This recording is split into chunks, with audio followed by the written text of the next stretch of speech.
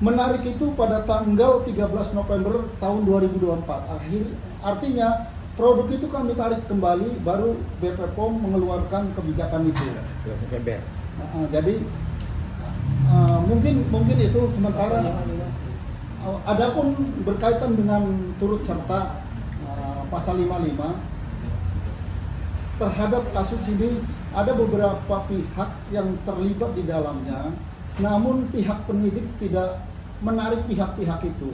Untuk itu kami mohon kepada pihak penyidik, orang-orang yang katakanlah keterkaitan dengan masalah ini, mohon untuk diperiksa kembali supaya dihadirkan, supaya perkara ini betul-betul terang benderang. Mungkin itu. Ya, baik. Jadi pada intinya adalah perlu saya tambahkan satu lagi. Jika ada pihak-pihak yang mengatakan, yang menarasikan bahwa itu adalah produk kami, tolong itu dibuktikan dengan bukti pembeliannya. Benarkah bahwa produk itu dibeli, itu produk kami, dan kapan dibelinya? Silahkan itu dibuktikan bahwa bukti pembeliannya itu kapan dan di mana, apakah itu produk kami atau bukan. Ya itu silahkan dibuktikan. Itu silahkan nanti pihak penyidik untuk mencari tahu sampai sejauh mana keterlibatan para pihak-pihak ini. Terima kasih. ya, jadi intinya adalah kesimpulannya dari Bapak ini adalah meminta kepada pihak penyidik, ya, pihak penyidik untuk meminta keterangan terhadap inisial S, ya, yang pernah mereview produk klien kami, dan kemudian mempertanyakan kepada inisial S kapan dan di mana dia membeli produk yang dituduhkan berbahaya yang milik klien kami. Yang kedua, silakan ya inisial S membuktikan bukti pembeliannya agar ini tidak menjadi tuduhan-tuduhan yang sesat. Ya, karena secara dokumen yang kami observasi bahwa klien kami sudah tidak lagi menjual April 2024. Ya, sekali lagi kita memintakan ya agar penyidik ya untuk memanggil inisial S ya untuk memberikan keterangan terhadap apa yang kami sampaikan agar tidak lagi ya masyarakat atau siapapun menuduhkan bahwa klien kami itu pernah mengedarkan produk-produk yang berbahaya. Ya, itu dari Pak Sambuang dan Pak Darsono. Dan kemudian terkait kemarin ya pemeriksaan lanjutan ya, itu adalah merupakan pemeriksaan berdasarkan petunjuk ya P19 ya dari kejaksaan kepada penyidik, kemudian penyidik untuk kembali memanggil klien kami. Terhadap itu kami mintakan ke saudara Dedok ya dan Oki Pranata untuk menyampaikan apa hasil pemeriksaan kemarin. Silakan. Baik, terima kasih rekan-rekan media semua. Agenda kita kemarin itu adalah untuk BAP tambahan terhadap pelapor dan saksi.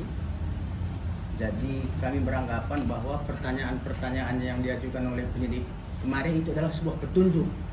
Nah, jadi pertanyaan yang diberikan itu salah satunya adalah bagaimana awal mula perkenalan pelapor dan saksi ini dengan tersangka NM dan IM. Nah, selanjutnya semalam kemarin kami juga ada menyerahkan berupa bukti petunjuk, ada 25 bukti petunjuk yang kami serahkan kepada penyidik, dan kita berharap semoga itu bisa dijadikan bahan pertimbangan untuk mengambil langkah hukum ke depannya. Nah, selain daripada itu ada juga pertanyaan dari penyidik mengenai yang saya bilang tadi sebelumnya bahwa bagaimana rincian awal mula si pelapor dan saksi ini mengenal tersangka NM dan IM. Begitu saja dari saya, terima kasih. Ditambahkan saudara Oki Pranata. Baik, saya tambahkan terhadap pertanyaan-pertanyaan yang lain. Penyidik ada menanyakan bagaimana rangkaian peristiwa saudara O mengarahkan klien kami untuk menghubungi IM dan NM. Dan seperti yang disampaikan sebelumnya, bahwa kami yakin kenapa harus 2 orang ini ditersangkakan? Karena kami memiliki bukti yang cukup real, yang selama ini masih kami simpan dan kemarin sudah kami serahkan terhadap penyidik. Yang dimana narasi dalam video tersebut ada menyebutkan bahwa untuk menghentikan ini semua sumpel aja mulut si NM. Itu inti dari percakapan dalam video tersebut. Terima kasih. Ada yang menyuruh? Gimana Bang? Ada yang menyuruh? Ya, yang pasti ada yang menyuruh untuk menyumpel mulut si NM dengan uang. Oke, sekian, terima kasih Bang. Baik, jadi rekan-rekan perlu kami tegaskan bahwa kita ini jangan lagi menggiring-giring ya. Laporan dari klien kami dengan nomor LP 7355 tertanggal 3 Desember 2024 adalah dengan persangkaan pasal 368 ya, kemudian 27B ayat 2, kemudian pasal 345 Undang-Undang TPPU. Nah, artinya persangkaan pasal inilah yang sedang diproses oleh penyidik. Tapi kemudian yang kami sekarang ini heran, kenapa terus digiring-giring dengan persoalan produk-produk yang berbahaya. Sebenarnya produk klien kami itu klien kami tidak pernah mengedarkan produk yang berbahaya sebagaimana yang dituduhkan selama ini. Dan memang klien kami sekitar kurang lebih 1 bulan yang lalu telah dipanggil oleh penyidik untuk dimintai keterangan terhadap yang dituduhkan tersebut. Dan kemudian sebagaimana disampaikan oleh Bapak Samuang Manulang bahwa klien kami ya saat itu dengan juga saksinya ya, ketepatan Pak Samuang juga yang mendampingi telah membuktikan dokumen-dokumennya bahwa produk klien kami itu sudah selesai dan close seller itu di April 24 ya. Kemudian terhadap yang kemarin diperiksa klien kami sebagai pelapor dan saksi 2 orang lagi, mungkin nanti menyusul ya saksi tambahan yang tadi disampaikan oleh Pak Samuang, itu jelas mengarah kepada ya petunjuk jaksa, yaitu terkait bagaimana peristiwa klien kami ini berkomunikasi dengan inisial O, kemudian mengarah kepada IM, mengarah kepada NM, lalu mengarah kepada inisial S. Itu pertanyaan pada penyidik kemarin. Nah, jadi mudah-mudahan ya dari petunjuk jaksa, apa yang sudah kita bangun selama ini sebagai konstruksi hukum kita ini dapat dikaitkan secara terang-benderang ya. Jadi pada kesempatan ini saya perlu sampaikan ya, ada satu azas yang sering kami sampaikan dalam hukum, itu nullum delictum nulla puna sine previa lege punali. Ini harus dipahami, tidak ada satu pasal pun tidak satu ada perbuatan pidana pun tanpa ada pasal yang mengaturnya. Ini kan klien kami dituduh. Jadi pasal yang mengatur dia itu pidana itu apa gitu? Nggak ada kan? Kami laporin.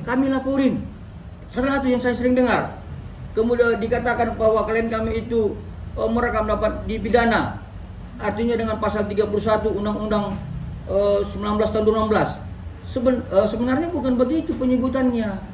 Kalau di penyebutan tentang soal pasal 31 adalah pasal 31 Undang-Undang nomor 1 tahun 2024 tentang perubahan kedua Undang-Undang nomor 11 tahun 2008. Dan itu pun tentang intersepsi dan penyadapan.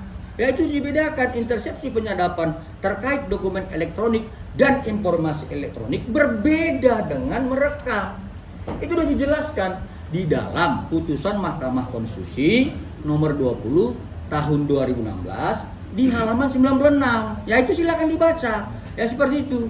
Dan juga saya perlu tegaskan bahwa terkait klien kami ya yang ada di Medan ya, di Medan ini kan sudah dokter S itu ada tersangka gitu. Lalu disebutkan mana boleh itu dokter melakukan justiper dan sebagainya. Silakan laporkan klien kami, tidak ada pasal mengatur itu tentang pidananya. Silakan laporkan. Jadi begini, kami advokat ya, jadi kami ngebacotnya pasal gitu. Jadi kalau kami ngebacot pasal, ya balas kami dengan pasal. Jangan ngebacotnya yang lain gitu loh. Ya, jadi pada prinsipnya kami tidak mau lagi ribut-ribut di media sosial ya, bahwa kami sedang memperjuangkan hak klien kami berdasarkan surat kuasa yang diberikan kepada kami. Jadi kita tunggu dari proses hasil penyidikan dari pihak penyidik Polda Metro Jaya yang kemarin. Ya kita lihat apakah nanti akan ditambah lagi tersangkanya atau tidak, ya tunggu. Ya, tetapi kami tetap bertahan dalam konstruksi hukum yang kami bangun sebelumnya. Demikian, saya pikir demikian. Ada yang mau ditanya, kawan-kawan? Bang, terkait dokter O tadi abang mempunyai bukti nggak bang berupa video atau Ya, jadi terhadap inisial O kita sudah serahkan satu bukti berapa tadi sebelum? Jumlahnya semua 25. Ada 25 tambahan bukti lagi, ya, yang berkaitan dengan pertanyaan penyidik. Seperti itu, ya. Ada lagi? bang bisa dibilang dokter O itu adalah dalang nggak sih bang? Nah, itu kewenangan penyidik. Ya, kita tidak bisa menyampaikan seperti itu, tetapi yang pasti ada satu pertanyaan, beberapa pertanyaan berkaitan ya tentang bagaimana kemudian klien kami ini berkomunikasi diarahkan dan sampai kepada NM dan juga sampai kepada inisial S. Itu kepada pertanyaan seperti itu. Nanti biarkan penyidik yang punya wewenang untuk menentukan dalam gelar perkara lanjutan ya. Lagi? Bang, pihak sebelah kan masih merasa semestinya rekaman-rekaman itu tidak harus beredar ya Bang. Oke. Kalau dari sisi hukum sendiri sebenarnya rekaman itu bisa menjadi alat bukti atau penyadapan sih Bang, atau dianggap menjebak gitu loh Bang. Ya jadi begini, di dalam Undang-Undang ITE ya nomor 11 tahun 2008 kemarin di pasal 5 hal ini memang betul-betul menjadi satu persoalan ya. Tetapi kemudian berdasarkan putusan Mahkamah Konstitusi nomor 20 tahun 2016 seperti yang saya sampaikan tadi, yang dapat dipidana itu adalah barang siapa yang melakukan ya intersepsi, penyadapan, dokumen elektronik ya dan informasi elektronik itu dapat dipidana. Seperti itu. Jadi seperti ini, handphone saya ini disadap, bukan direkam ya, disadap, diintersepsi oleh yang bukan penegak hukum.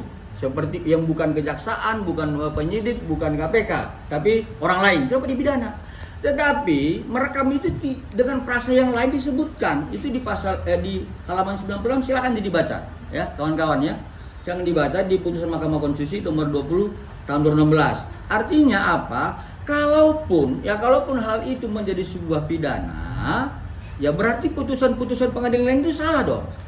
Ya, lanjutannya seperti ini, banyak di daerah-daerah lain seperti di kampung saya itu melakukan rekaman-rekaman terhadap tindak pidana seperti ada perjudian, ada misalkan perselingkuhan, ada misalkan narkoba. Nah itu kenapa nggak ditangkapi?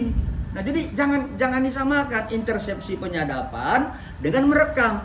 Lagian kan klien kami ini kan melakukan perbuatan merekam itu pertama dengan tidak sengaja karena memang dia suka live, lalu kemudian ini kan dengan tujuan untuk penegakan hukum, ya. Tapi kalau juga pihak sebelah sana keberatan terhadap hal ini, laporkan saja gitu. Kami akan hadapi, ya seperti itu. Ada lagi? Oke, lagi.